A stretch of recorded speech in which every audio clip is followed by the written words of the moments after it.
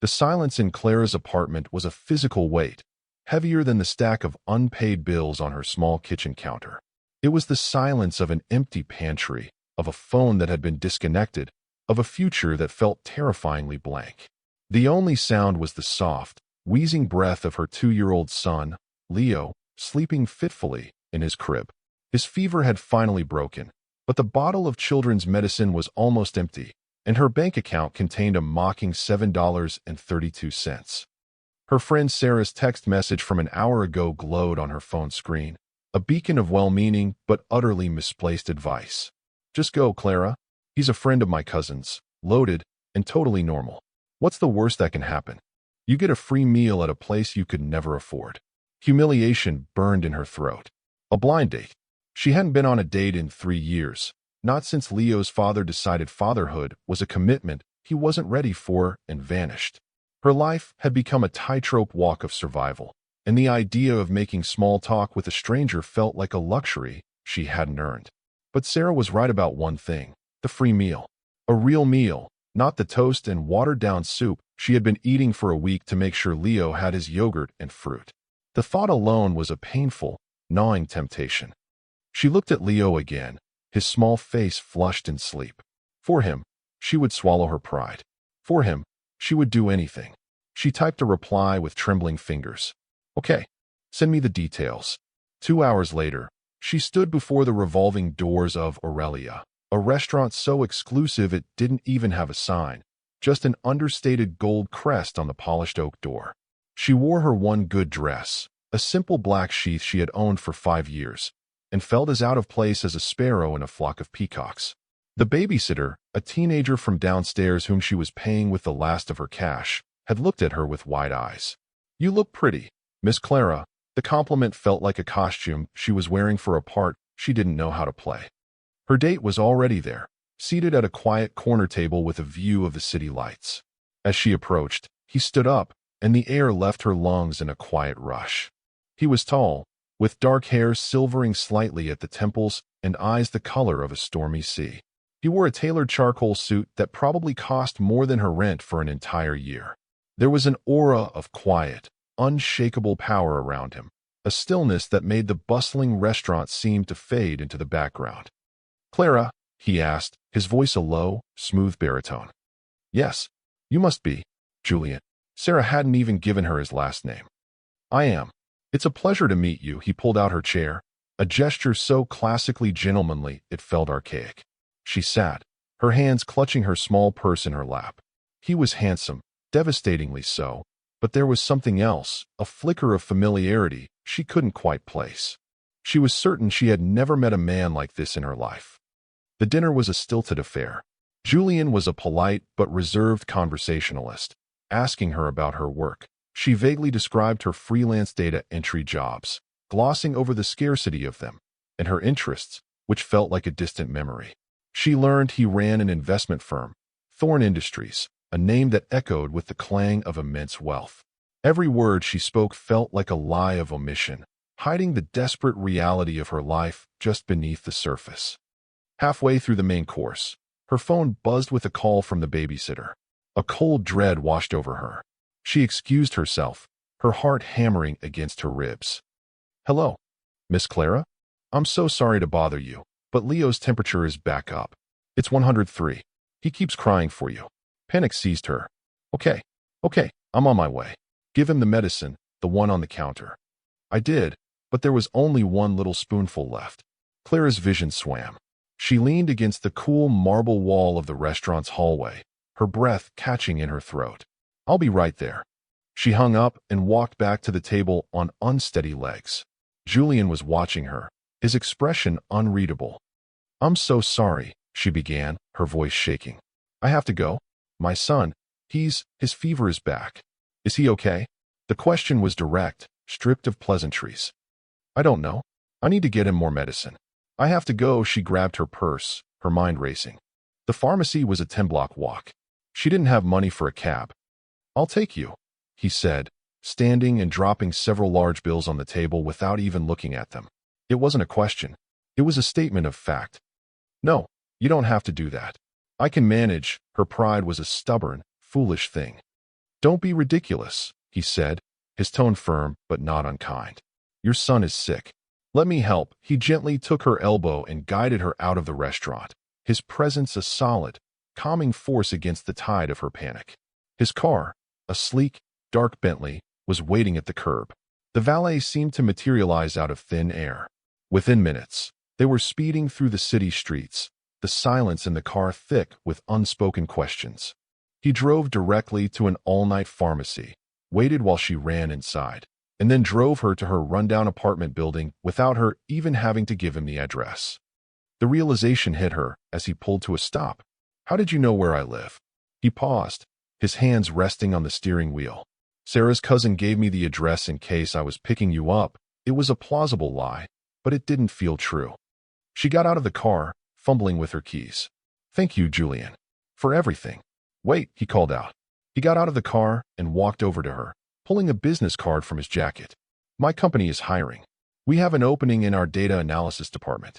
The salary is more than enough to ensure you never have to worry about a bottle of medicine again." She stared at the card, at the embossed name, Julian Thorne, CEO, Thorne Industries.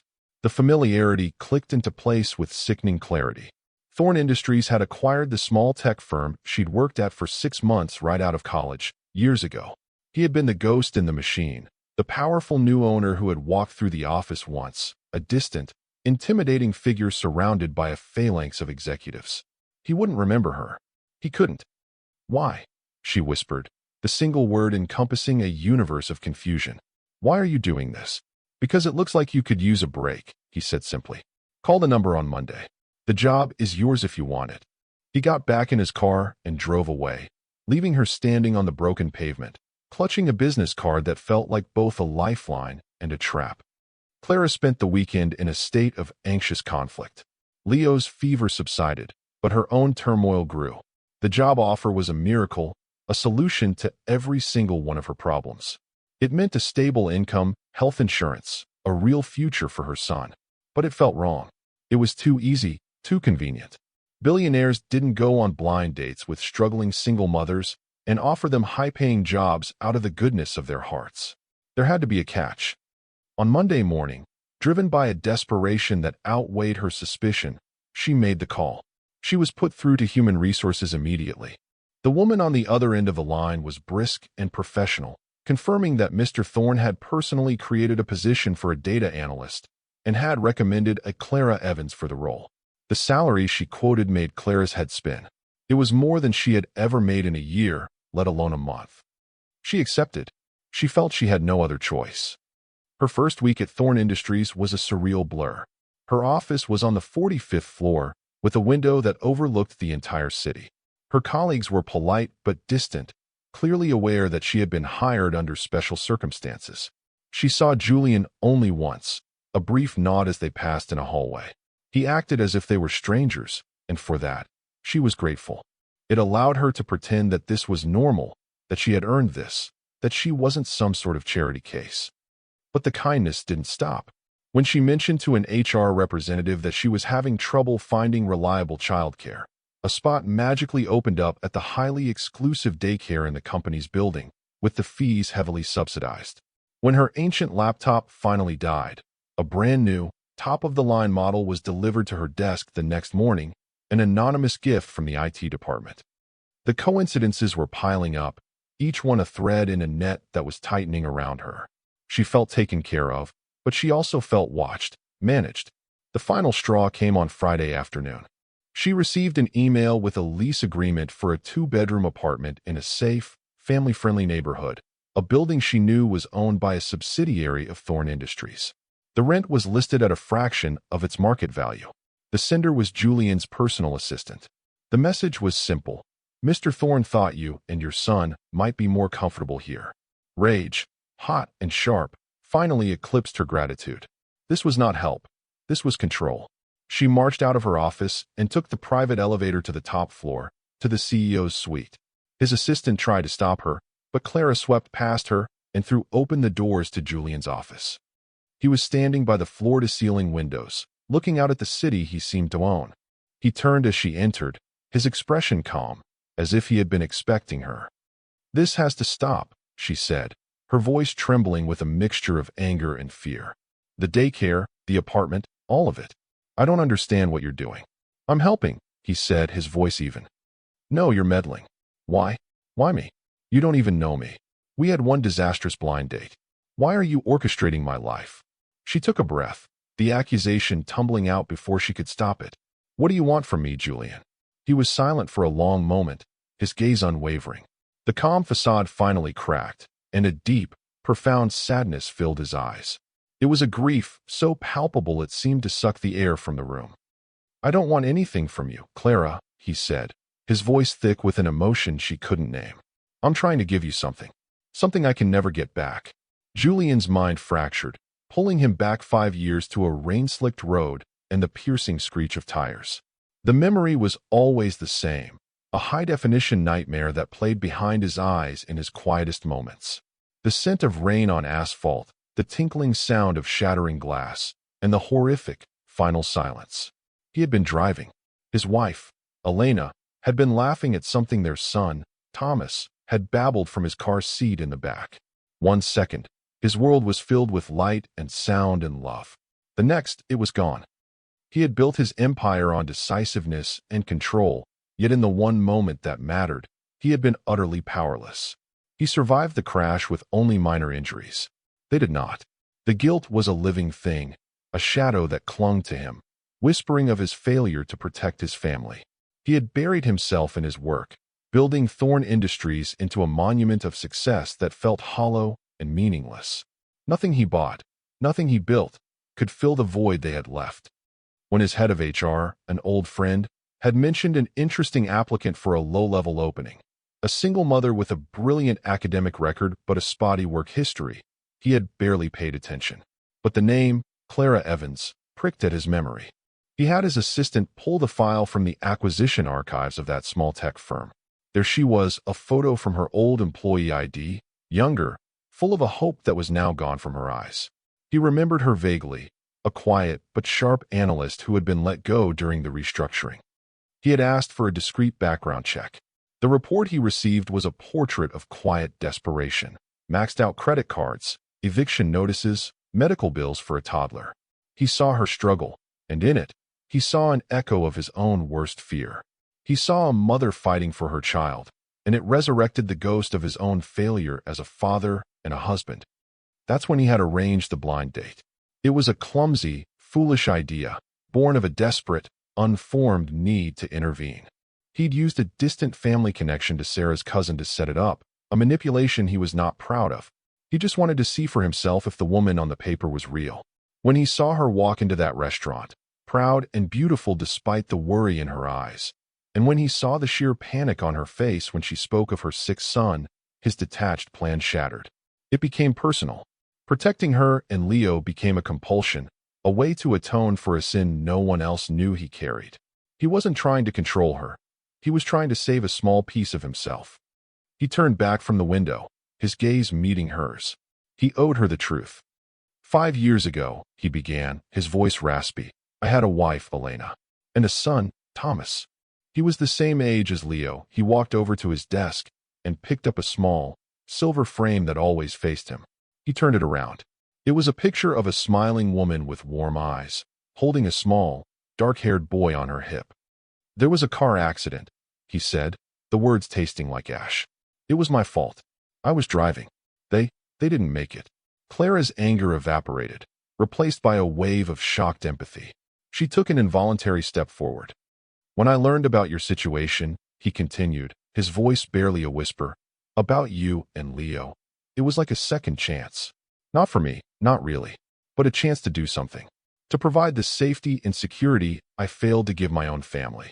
I know it's not rational, and I know it's not fair to you to be a part of my penance, but I saw a good person, a brilliant person, being crushed by circumstances, and I had the power to stop it. And I couldn't just stand by and do nothing. Not again. He finally looked at her, his eyes raw and vulnerable. I'm sorry, Clara. I'm sorry if I overstepped. I'm sorry I frightened you. I'll stop. If you want me to, I'll stop everything. She looked from the photograph to the man standing before her, a man stripped of his billionaire armor, revealing the wounded heart beneath. She understood now. It wasn't about power or control. It was about pain. It was about a father's grief reaching out across a chasm of loss. "No," she said softly, her own eyes filling with tears. "Don't stop." In the weeks that followed, the dynamic between them shifted. The awkwardness was replaced by a fragile, tentative friendship.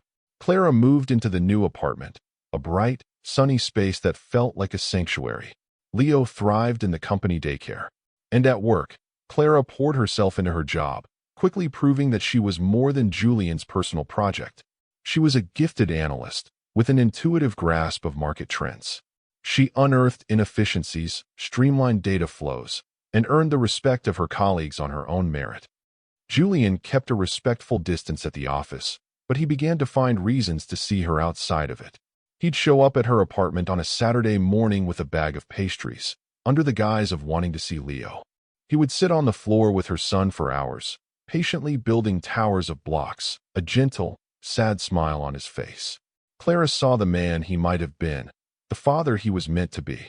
She found herself falling for him, not for the billionaire, but for the broken man who was so carefully, so tenderly, trying to piece himself back together. Their fragile peace was shattered by a man named Marcus Vance. Vance was a ruthless competitor, a corporate raider Julian had bested in a hostile takeover battle years ago. He had never forgiven Julian for the defeat and had been looking for a vulnerability ever since. He found it in Clara.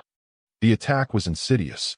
A series of anonymous tips were sent to the board of Thorne Industries, suggesting that a new hire in the analytics department, Clara Evans, was feeding proprietary data to a rival firm, one secretly owned by Vance. The evidence was circumstantial but damning. Logs showing access to sensitive files from her workstation at odd hours, encrypted emails sent from her account. The board called an emergency meeting. The pressure on Julian was immense. They saw Clara as his weakness, a reckless personal indulgence that was now threatening the company. Julian called Clara into his office late one night. He looked exhausted, the weight of the world on his shoulders. "They want me to fire you, Clara. They think you're a corporate spy." Ice flooded her veins. "You don't believe them, do you?" "Never," he said without a moment's hesitation. "I know you, and I know Marcus Vance. This is his handiwork. He's trying to destroy me by destroying you. Then we fight back," she said, her fear hardening into resolve. "He framed me, which means he left a trail. I'm a data analyst. Let me analyze the data." For the next 48 hours, they worked side by side, fueled by coffee and a shared sense of purpose. Julian gave her unrestricted access to the company's servers. While he dealt with the increasingly panicked board members, Clara dug deep into the system logs, her fingers flying across the keyboard. She traced the digital footprints, following the faint trail of the intrusion. It was sophisticated work, designed to look like it came from her terminal, but she found it. A tiny, ghosted remote access protocol, masked by a series of rerouted IP addresses. A single, minuscule flaw in the hacker's code. "I found it," she breathed, pointing to a line of code on her screen. "He used a backdoor to access my workstation, but he had to piggyback on the nightly server maintenance update to hide the entry. The timestamp is off by 0.003 of a second. It's a digital fingerprint. It leads back to a Shell Corporation server registered in the Cayman Islands." Julian was on the phone instantly, his voice cold and hard as steel. "Get me everything on a Shell company called Argent Data Solutions." Within an hour, his legal team had confirmed it. The company was owned by a holding firm that belonged to Marcus Vance's brother-in-law. It was the smoking gun. The final confrontation took place in the main boardroom of Thorne Industries. The entire board was assembled, their faces grim. Marcus Vance was there, invited at Julian's request, looking smug and confident. "The evidence against Miss Evans is clear," Vance said, addressing the board. "Julian's sentimentality has put this entire company at risk." "On the contrary," Julian said, his voice ringing with authority. "My trust in Miss Evans has saved it," he nodded to Clara. With quiet confidence, Clara stood and walked the board through her findings. She laid out the digital evidence piece by piece, her explanation clear, concise, and irrefutable. She showed them the flawed timestamp, the rerouted IP, the link to the Shell Corporation. As she spoke, the color drained from Marcus Vance's face. His smirk faltered, replaced by a mask of disbelief, then fury. When she finished, the room was silent. The proof was absolute. Vance was not just a rival. He was a criminal. This is absurd. A fabrication. Vance roared, rising from his chair. His composure finally snapped. He saw his reputation and his freedom vanishing. In a blind rage, he lunged across the table, not at Julian, but at Clara. You ruined everything. Julian moved faster than she could have imagined. He threw himself in front of her, shoving her behind him as he met Vance's charge. Security guards flooded the room, seizing Vance and dragging him away, still shouting threats and accusations. The room slowly cleared, leaving only Clara and Julian standing in the silent, cavernous space. The adrenaline drained away, leaving her trembling. Julian turned to her, his hands coming up to grip her arms, his eyes searching her face. "Are you okay?" he asked, his voice rough with emotion. She could only nod, her throat too tight for words. "When I saw him go for you," he said, pulling her into his arms and holding her tightly against his chest, "I thought I was going to lose you. In that moment, I realized I can't live in a world without you in it, Clara." She looked up at him, her heart overflowing. "I love you, Julian," she whispered. "I love you too," he replied, and he lowered his head and kissed her, a kiss that was not about gratitude or protection, but about a deep and profound love that had grown from the ashes of their shared pain. 1 year later, the boardroom felt like a distant memory. The halls of Thorne Industries were decked with holly and lights for the annual Christmas party. Clara, now the vice president of strategic analysis, moved through the crowd with an easy confidence, Julian's hand resting securely in the small of her back. She laughed and chatted with colleagues who were now friends, her past life of struggle a ghost she no longer recognized. Later that evening, they stood in the quiet of their home, the grand penthouse apartment that Julian had insisted was theirs. Leo was fast asleep upstairs, his stocking, filled with toys, hanging from the mantelpiece. A magnificent Christmas tree blinked with 1,000 tiny lights, casting a warm glow over the room. Julian came up behind her, wrapping his arms around her waist as she gazed at the tree. A brilliant diamond engagement ring glittered on her finger. "What are you thinking about?" he asked softly, his lips brushing her hair. She leaned back against his chest, a sense of peace settling over her so completely it felt like coming home. "I was thinking about a blind date," she said with a small smile. "About a woman in a 5-year-old dress, so scared and so proud, who just wanted a free meal. I remember her," he murmured into her ear. "I thought she was the most beautiful, courageous woman I had ever seen." She turned in his arms to face him, her hands coming up to cup his face. She saw no trace of the haunted man from that first night, only love and contentment. The wounds of his past were still there, but they were no longer gaping. They had healed into scars that she, and Leo, had helped him carry. He had saved her from poverty, and she, in turn, had saved him from a life of hollow solitude. "It's funny," she whispered, her gaze drifting from his eyes to their intertwined hands, to the peaceful, perfect life they had built. "How the worst night of my life turned out to be the beginning of everything," he smiled, a genuine, soul-deep smile, and kissed her, sealing their future under the warm, hopeful light of the Christmas tree.